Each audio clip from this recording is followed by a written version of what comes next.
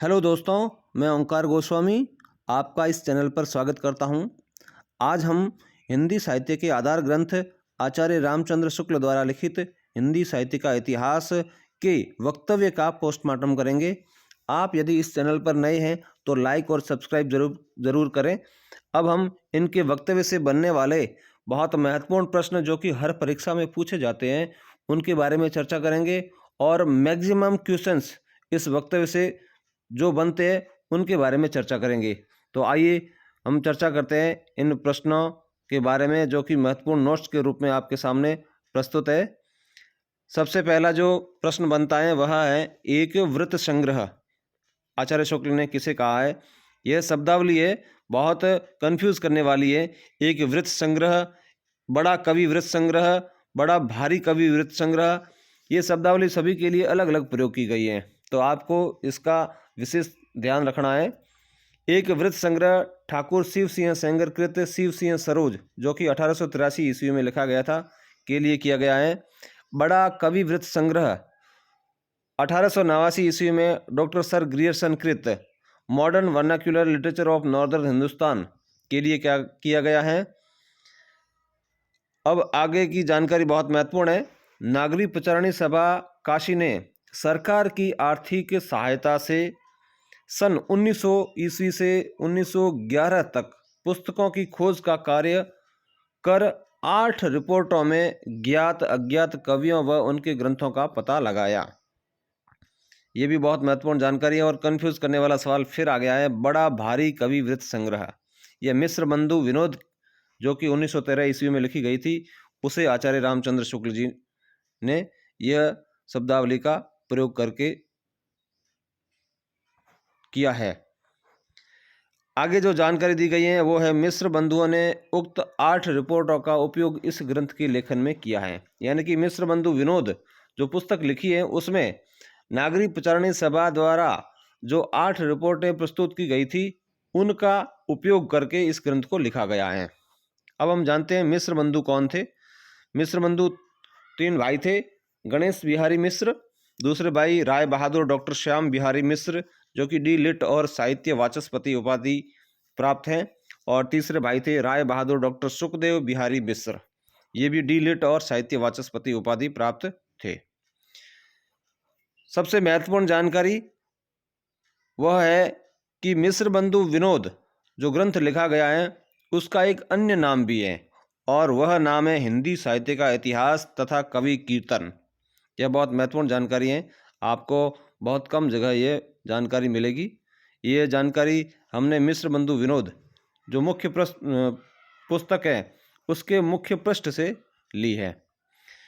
आगे जो महत्वपूर्ण जानकारी है वो है मिस्र बंधु विनोद ग्रंथ के बारे में शुक्ल जी ने क्या कहा है। उन्होंने लिखा है, सारे रचना काल को केवल आदि मध्य पूर्व उत्तर इत्यादि खंडों में आंख मूंद कर बांट देना, यह भी न देखना कि खंड के भीतर क्या आता है क्या नहीं, किसी वृत्त संग्रह को इतिहास नहीं बना सकता।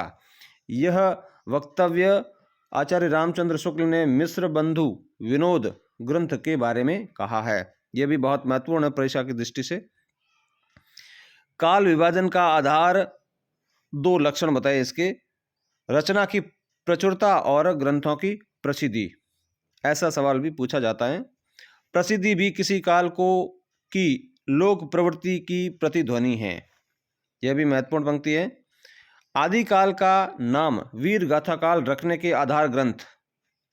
उक्त काल में 2 प्रकार की रचनाएं मिलती हैं, अपभ्रंश देश भाषा जिसे बोलचाल भी कहते हैं। इसके अलावा साहित्यिक पुस्तकों की संख्या 4 बताई है और वो साहित्यिक पुस्तकें आचार्य रामचंद्र शुक्ल ने मानी है विजयपाल रासो, हमीर रासो, कीर्ति लता, कीर्ति पताका। ये चारों ही ग्रंथ वीर गाथात्मक है। आगे जो वक्तव्य में जानकारी दी गई है वह है देश भाषा की 8 पुस्तकें। कौन कौन सी हैं आचार्य रामचंद्र शुक्ल ने मानी है। देश भाषा यानी कि लोक प्रचलित भाषा, जनता की बोलचाल की भाषा में लिखित पुस्तकें 8 है और वो है खुमान रासो, यह वीर गाथात्मक है। बीसल देव रासो श्रृंगारिक है। पृथ्वीराज रासो वीर गाथात्मक। जयचंद प्रकाश वीर गाथात्मक। जय मयंक जस चंद्रिका वीर गाथात्मक। परमाल रासो जो कि आल्हा का मूल रूप है, यह भी वीर गाथात्मक। खुसरो की पहेलियाँ और 8वां ग्रंथ है विद्यापति पदावली। बीसलदेव रासो, खुसरो की पहेलियाँ व विद्यापति पदावली को छोड़ करके शेष ग्रंथ, जिनकी संख्या 9 है, सभी वीर गाथात्मक है। भक्ति काल को आचार्य रामचंद्र शुक्ल ने 2 भागों में बांटा है, निर्गुण धारा और सगुण धारा। इनको भी 2-2 धाराओं में बांटा गया है। पहली है निर्गुण धारा के अंतर्गत ज्ञानाश्रयी शाखा और दूसरा है प्रेम मार्गी, जिसे सूफी शाखा भी कहा गया है। सगुण धारा के अंतर्गत पहली शाखा है राम भक्ति शाखा और दूसरी है कृष्ण भक्ति शाखा। इस प्रकार से भक्ति काल का इन्होंने विभाजन किया। रीति काल के भीतर रीतिबद्ध का उपविभाजन नहीं किया। ये इनकी जो हिंदी साहित्य के इतिहास के अंतर्गत जो मुख्य कमी रही है वह है कि इन्होंने रीति काल का विभाजन है वो नहीं किया, जिसमें रीतिबद्ध का उपविभाजन उन्होंने नहीं किया। मेरा उद्देश्य अपने साहित्य के इतिहास का एक पक्का और व्यवस्थित ढांचा खड़ा करना था, न कि कवि कीर्तन करना।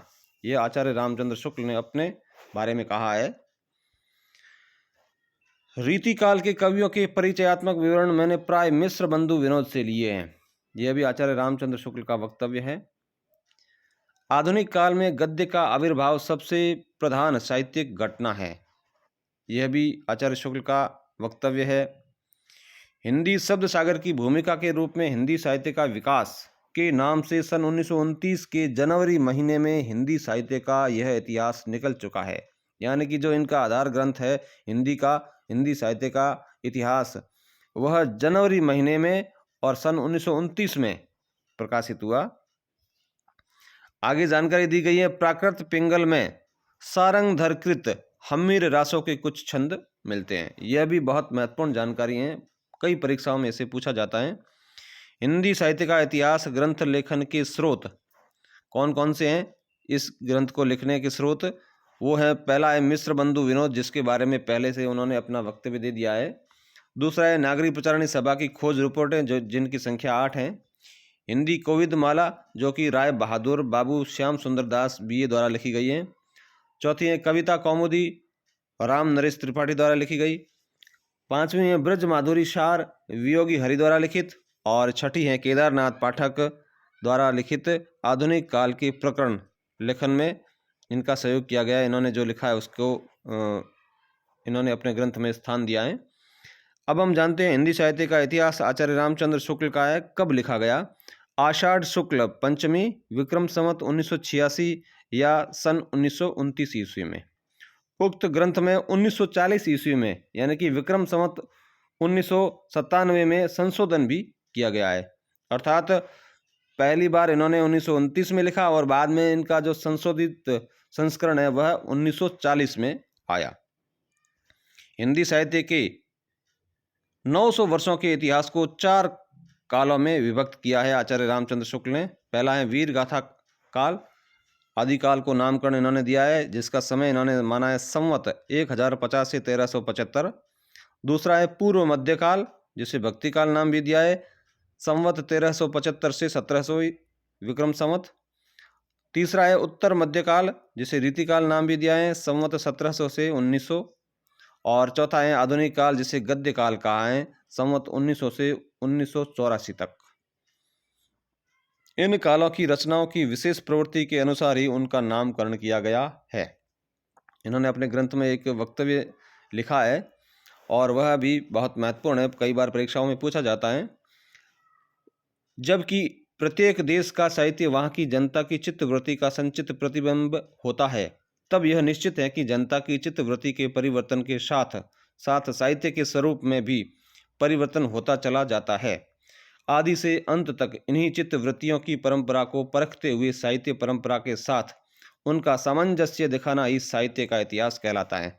ये साहित्य के इतिहास के बारे में इनके विचार हैं। आपने बड़े धैर्य से इस वीडियो को देखा।